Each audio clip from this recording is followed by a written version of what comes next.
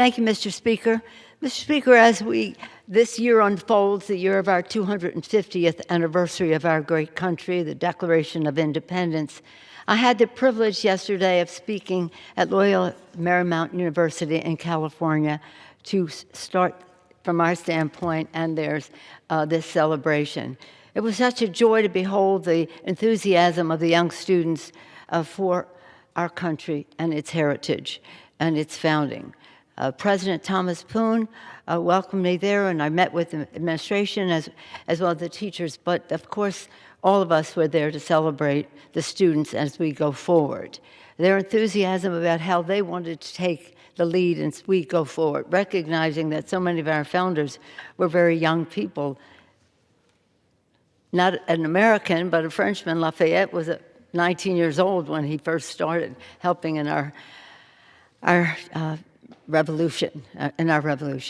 But I bring this to attention of colleagues because this is something that it's not just about the 250th anniversary, the vision that our founders had for this great country, the first time in the history of the world that a country was founded on the equality of people. And again, making pursuit of happiness part of that declaration. And that we had a Constitution that was so wise, it recognized that we couldn't do it all there, so it made it amendable. And in the history of our country, over time, freedom became even more broadly enjoyed, whether it was the abolition of slavery, the voting rights for black men, women having the right to vote, and then, of course, at Roe v. Wade and marriage equality and the rest. And the first time, though, we acknowledge that now our freedoms are being limited, and that's part of the discussion that we have to have now. It was a glorious occasion. And what I was saying to those students, there's nobody in the history of the world like any one of you. Know the power of you. Be ready.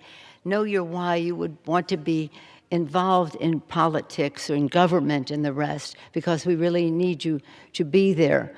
But also appreciate, I say here, appreciate the education you have at this Jesuit institution, which is there for the greater good, for the glory of God, as its value system. So it's not just about the education, but about the values that are being conveyed and exchanged, listening to the students, learning from them, those that we strive to teach and mentor, but also hearing what they have to say.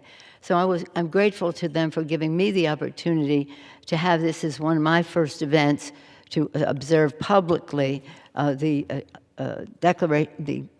anniversary of our Declaration of Independence, and that everything that flowed from that. I thank President Poon. I thank the university. So impressive to see the enthusiasm that Loyola Marymount University had for our great country.